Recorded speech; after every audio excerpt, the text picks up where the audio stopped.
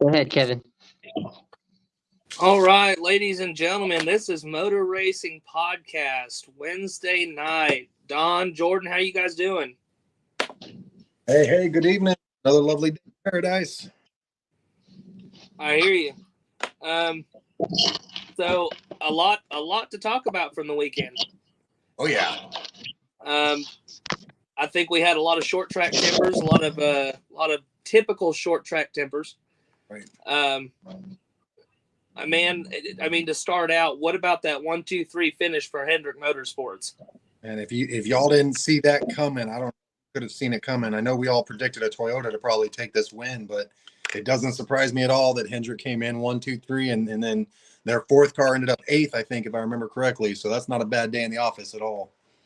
No. And the one of the topics has been on that topic that did NASCAR script that finish? I know. I've been throwing my 2 cents in on the scripted aspect because them script writers are working overtime this weekend, man. But no, it's just a product of they've always been good there. Hendrick and Chevy have always shown a lot of speed, a lot of strength, and a lot of long run capabilities, and so they capitalized on it the best way they could. Well, talking about the truck series, we had a repeat winner from several weeks ago. Christian Edkes gets his second win of the season in the truck series, and it comes at Bristol and Martinsville. Your top 15 for trucks finish, or for the finish this weekend: Christian Edkes winning the race, Ty Majeski coming in second, the number 77 of Chase Purdy, Nick Sanchez in fourth, Tyler Ankrum rounding out the top 5, Tyler Gray, Roger Carruth, Sammy Smith, number 45 Honeycutt, Corey Heim round out the top 10, Mason Massey, Matt Crafton, Daniel Dye, Ben Rhodes, and Lane Riggs round out your top 15. Damn fucking hole. God damn. So, Who the hell sat this damn chair? You fell on my ass. Jordan, you're hot, bud. I know. Anyway, go ahead. Yeah. Sorry. Anyway, so did we expect Chevrolet to come in and do what they did, and the Toyotas? I'm not going to say struggle, but from the typical short tracks that we've had this year, all the Toyotas have been strong, and it seemed like the second half of that Martinsville race, all the Toyotas just fell off. Right. So it seems that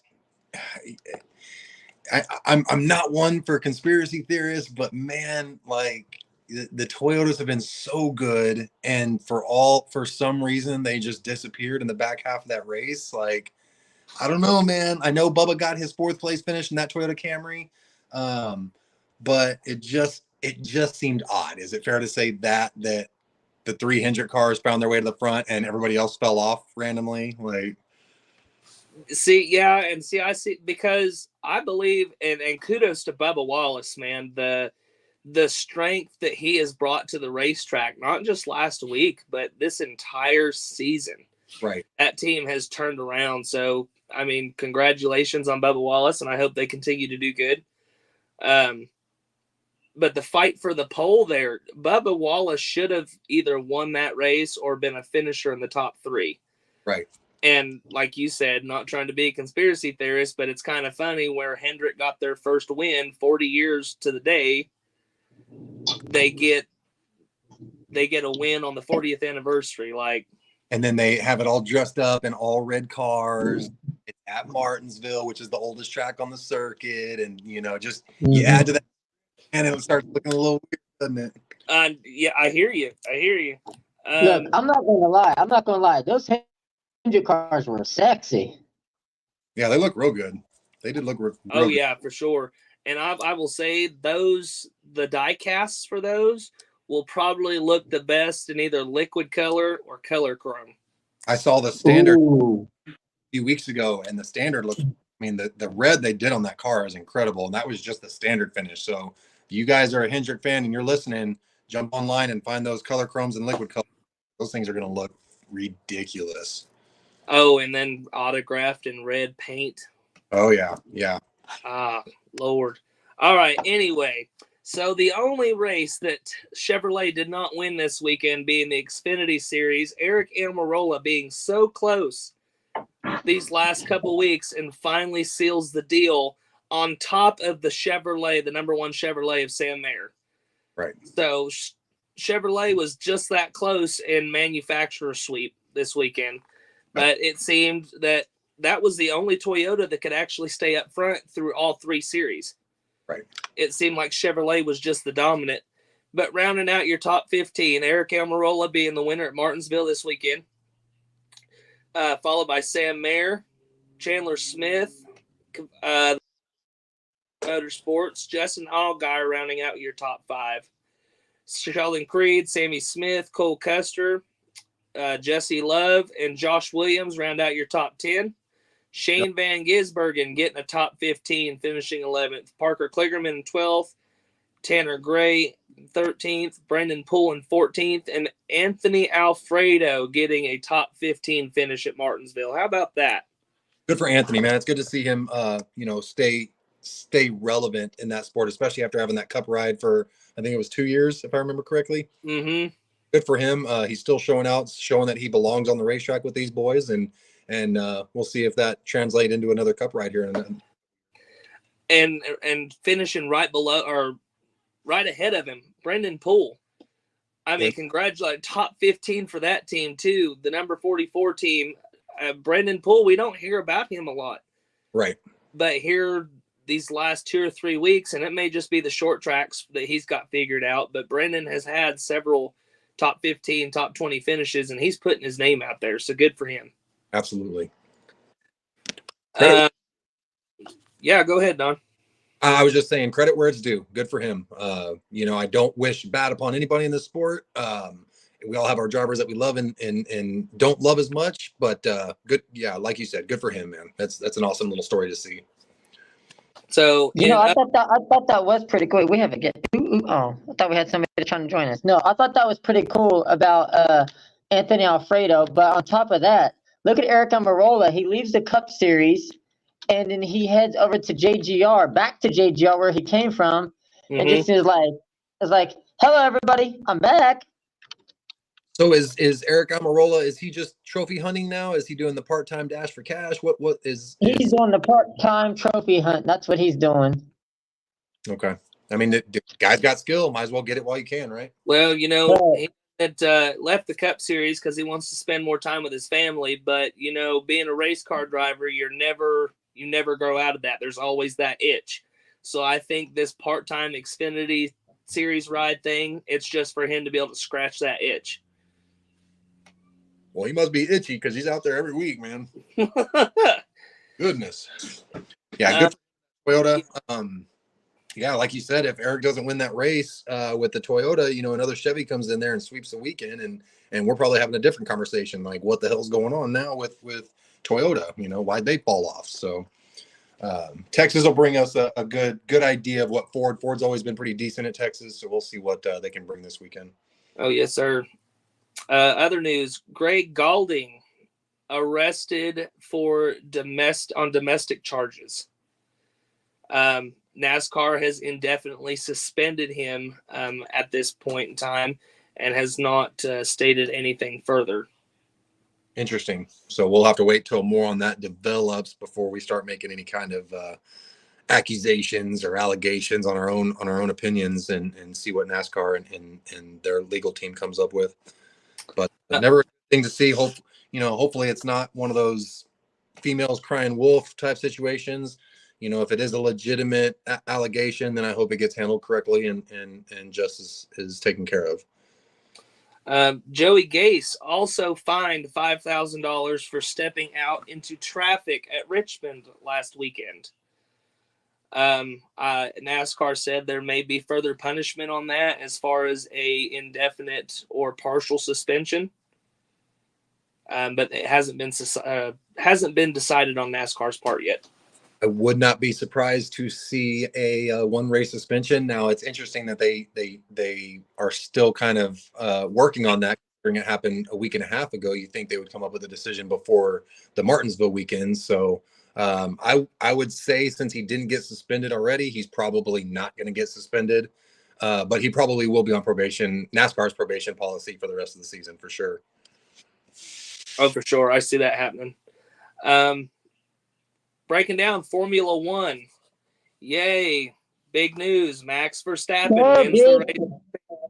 Same shit, different day. He's the Roman Reigns of Formula One. Yeah, there's not much to say with Formula One other than unless Red Bull's cars have a mechanical failure like we saw, they're pretty much just going to take over the season, man. Well, and it looks like Ferrari, I mean, they have, one win on the season so far. And it seems like last couple races, Ferrari has been up there competing for wins. I think Ferrari may have something figured out. I don't know in what department, whether it's aero or mechanical, whatever, or in the engine department, but Team Ferrari has figured something out, and they've found speed. So I see maybe Carlos Sainz getting another win this year. Right. Yeah. Hey Kevin, did you forget about the Cup Series? Sorry, Jordan. Go ahead, Jordan. Did you forget about the top 15 for the Cup Series? That I did, my friend. Thank you for catching that. Caught me slipping. That's all right. We'll let him slide. Kevin's leading. Oh, here we go. Okay. Yeah, he's leading that. Oh man, top 15. Hendrick. 10, 15, so top 15 for your NASCAR Cup Series at Martinsville. William Byron gets his third win of the season with a Hendrick finish of 1, 2, 3, with Kyle Larson finishing second, Chase Elliott finishing third, Bubba Wallace finishing fourth, 23-11 being really strong this week with Bubba Wallace getting a top 5 and Tyler Reddick getting a top 10 with Tyler finishing seventh. You had Ryan Blaney in fifth, Joey Logano in sixth. The other Hendrick car finishing 48 of Alex Bowman. Ryan Preece and Chase Briscoe round out your top 10 with Denny Hamlin, Eric Jones, Todd Gilliland, Ross Chastain, and Chris Buescher rounding out your top 15. Man, I don't remember seeing a bunch of Fords. So how many Fords do we have? I think it was Joey Logano, Ryan Preece. So we had 3 in the top 10. 4 in the top 15, I think. And 4 in the top 15. There we go. So has Ford started to figure out something? Because they're not doing as bad as they were at the beginning of the season. But it seems like week after week, they're not getting better exponentially, but there's progress there. Listen, you can put Ford second, third, fourth, fifth, sixth, seventh, eighth, ninth, 10th. It doesn't matter. Unless you're putting that car in winner's circle, nobody gives a shit. Nobody cares about second place. Nobody cares about the bridesmaid. That's just how it goes. That's auto racing in a nutshell. If you ain't winning, then there's something wrong. So Ford's got a lot. First, you last. Ricky Bobby. Ford, yeah, if you're not first, you're last. You're damn right. And so Ford has got work to do. We can talk about 4 in the top, this and all the facts that you spoke, but it doesn't matter. If you're not collecting checkered flags, you got something wrong with your program. You need to get it out real quick. Agreed. And also, the father of Terry and Bobby Labonte, Bob Labonte, has passed away at the age of 91. All that, yeah.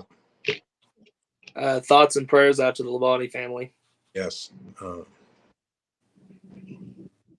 I actually met Bobby Labonte for the first time at Texas Motor Speedway this past September. I mean, the dude was just the man. He's from Texas.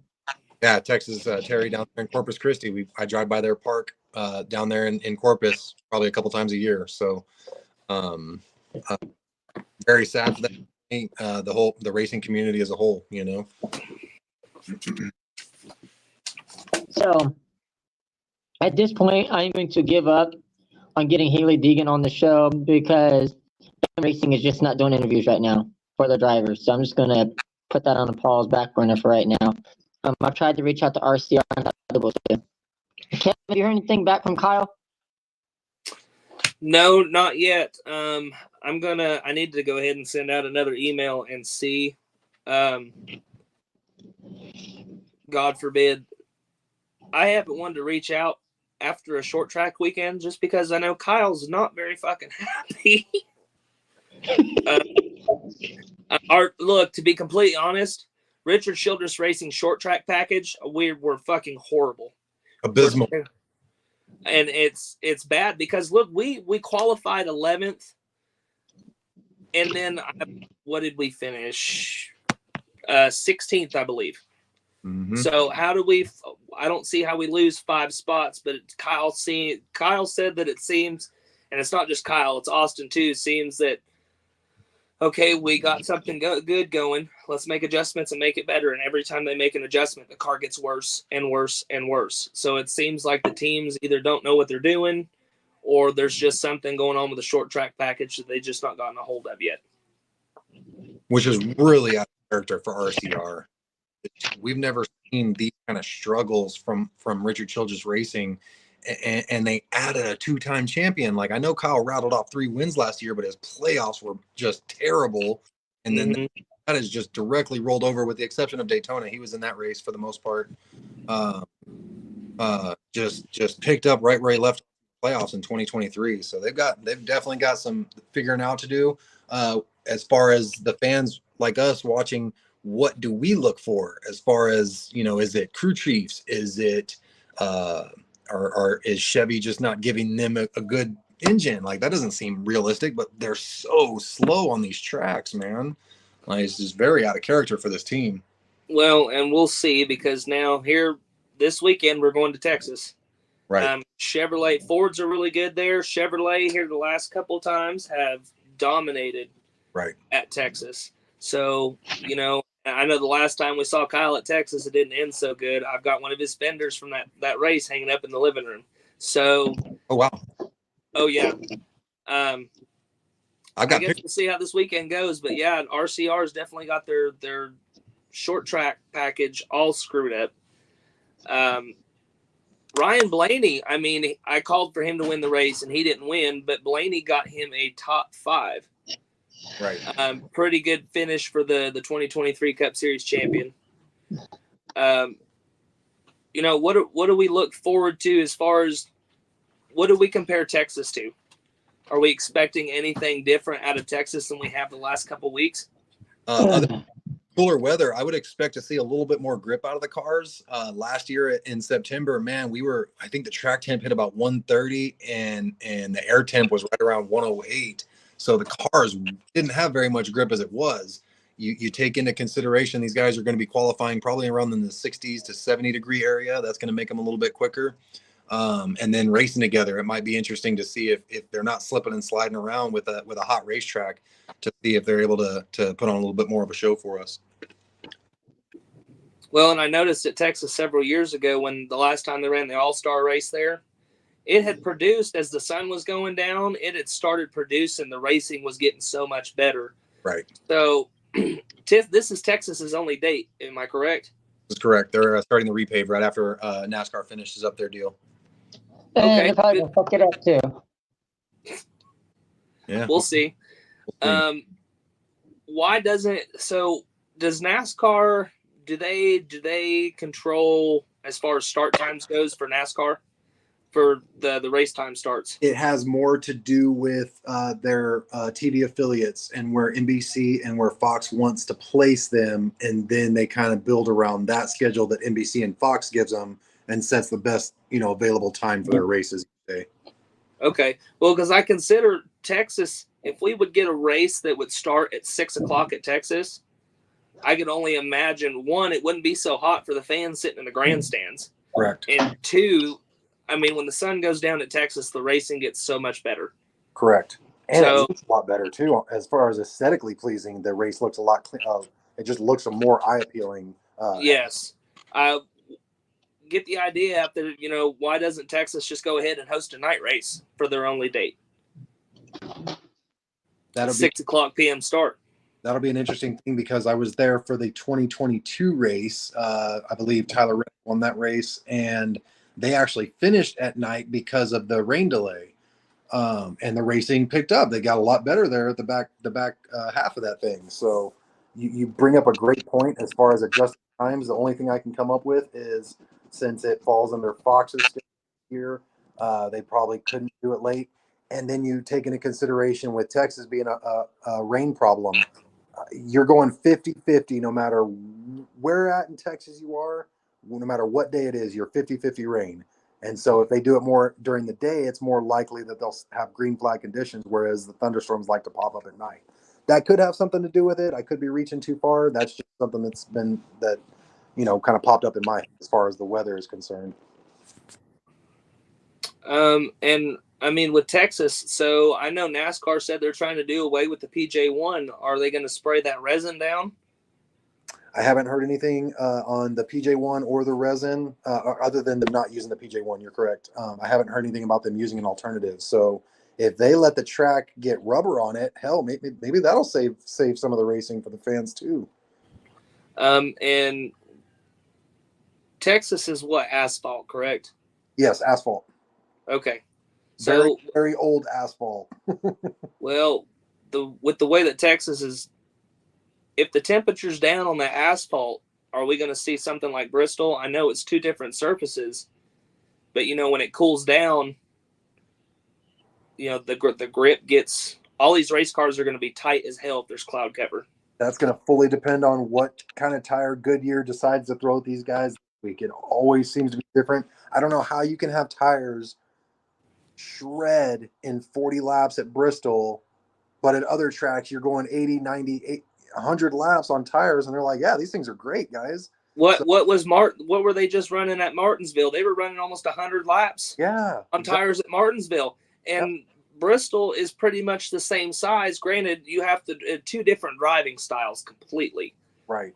But you have Martinsville, the corners are concrete, just like Bristol. And the only difference between the corners there is Bristol's banked. Yeah, so you got 12 degrees in the turns at Martinsville. I think you're at 28 or 30 in Bristol. I know it's a progressive basing, so it changes in Bristol now. Yeah. But the science still doesn't add up. Why are we shredding tires on one track that should actually be helping tires, whereas the flatter track you think would grind it off a lot more because of how much pressure you're putting on? With that, the heavy braking, right. And the compound they brought with this tire this week obviously withstood that, but I feel like we had a lot of brake lockup because of the tire compound that they brought to Martinsville. Right, and a lot of drivers were able to manage that very well. You could see some of them would start to lock up, and then it would just start to roll a little bit. So they weren't locking up fully, but it definitely was an issue for teams where they were driving straight into the turn rather than rotating around it. And we didn't see as much drama this weekend as Martinsville as we normally do. Yeah, it seemed like everybody was pretty tame. Everybody kind of minded P's and Q's. I think there was, want to say there was a dispute. No, I'm not even going to try, but it was, for the most part, a clean weekend. I think the most exciting thing that probably happened was I can't remember who drove into the side of Kyle Busch on pit road. Probably Ty Gibbs. Was it Ty Gibbs? Might have been. I cannot remember for the life of me. But I know as a whole, RCR did not have a good day.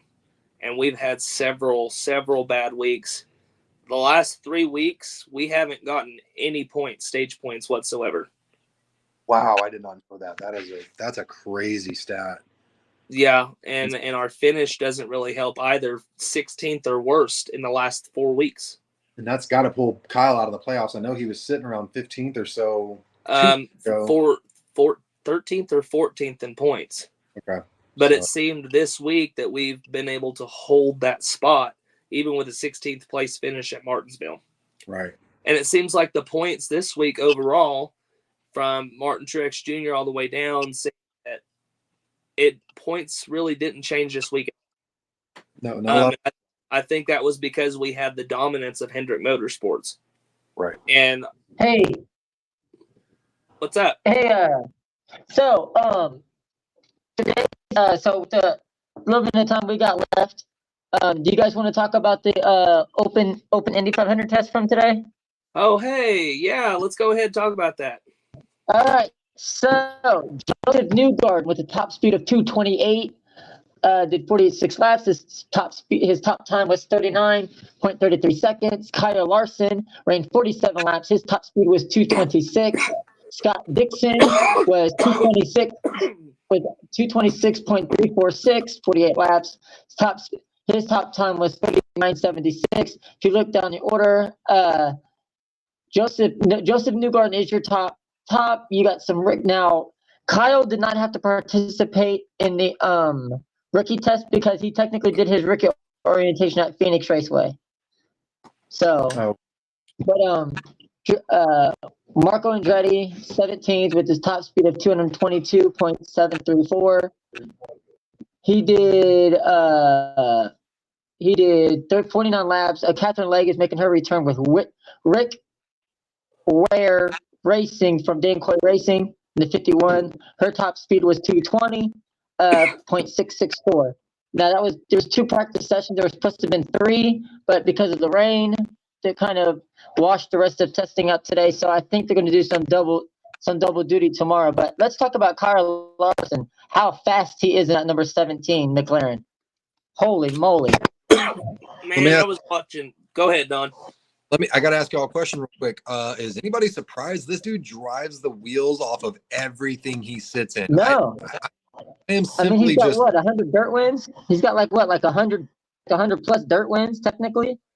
The NASCAR championship on is anybody? This is coming from a Kyle Busch fan, but I think Larson's a better wheelman than Busch. Yeah.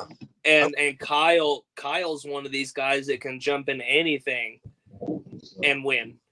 But I have to put it, credit where credit's due. And my wife can't stand Larson. She hates him with a fucking passion. But if Kyle retires, that's probably who I'm going to have to jump on board with, man, because look what he's done. I mean, he was in Chip Ganassi, equipment. Making them relevant. Yeah. And now he's making the Indy 500. He's won the Coke 600, twice? Yeah. What happens if he wins the Indy 500 and comes back and gets a three-time Coke 600 winner? He's going to get a big-ass raise, and he's going to be number 1 at Hendrick. I think Byron holds that spot right now, but he's going to be number 1 at Hendrick if he rattles off a weekend sweep there. He'll make Chase number 3. How crazy is that? Man, Bowman's sitting at the bottom of the totem pole right now. If he don't get his head out of his rear, Bowman may not be there for much longer. Right. But Kyle Larson testing. Yep. And the time we had left, Stewart-Haas Racing going to a 2-car team next season. Selling 2 of their charters. Here comes Junior Motorsports swooping on in. 2311 is getting a charter. They're adding a 3rd car to that team. Well, I've heard a rumor, and this is just a rumor, so hearsay. Kyle Busch's contract is up with RCR at the end of the year. If 2311 gets another charter, I know Denny has been talking about wanting a driver of the caliber of Kyle Busch. So does Kyle Busch go to 2311? Yes, absolutely. No, why? Imagine the powerhouse. Bubba Wallace, Tyler Reddick, Kyle Busch, all on the same team. Why Kurt brought in to the exact same thing they would bring Kyle in. It's that veteran leadership. It's that mentality that team needs to get over those little humps. And right? I know damn well Toyota would do anything at that point to get Kyle back over to Toyota. Absolutely. So, but yeah, that's just hearsay. Not saying that's what's going to happen. And who knows? Kyle may sign another deal with RCR. I'm pretty sure that Kyle's going to stay with RCR until he retires. If he's not winning, so, he's going to go where somebody's winning race. He's not going to stay in a mediocre situation. That's not Kyle. No. Kyle best. So you think he'll bounce from RCR and then head to 2311? I think Absolutely. And best scenario for him if 2311 continues to show the strength they're showing this season, it'll definitely be high on his radar to join up with that Toyota team. Damn. So, I mean, and it's not just the 2-car team for Stewart-Haas Racing. Stewart-Haas Racing is leaving Ford at the end of the season. Are they going back to Toyota? Are they going back to Toyota, or are they going back to Chevy? Well, my theory is Dodge has been wanting back into the sport. Yeah. Tony's NHRA team is Mopar. So why Oh, not just take a single thing across the board and bring Dodge back to Stuart Haas. That'd be Tony sweet. already has Dodge as a manufacturer in NHRA. Why not just bring them all the way across the board? It'd be the smartest business. That's true, because I know Tony's actually racing for his wife this year. Yep. Yeah. Because Leah's taking a year off. You're breaking up, Jordan. Because Leah's taking a year off because I guess she wants to start a family with Tony. I think she did get pregnant, didn't she? Wasn't that the I think that's the whole reason that she's pulling out this season. right? No pun intended.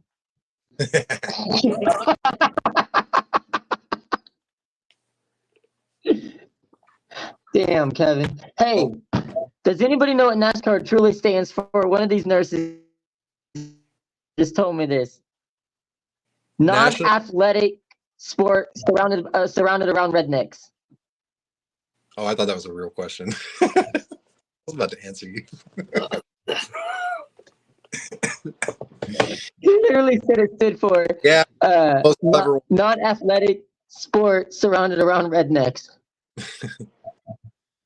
Yeah, let the haters hate, right? Yeah. Oh man. God, I am so tired. Yeah, I hear you.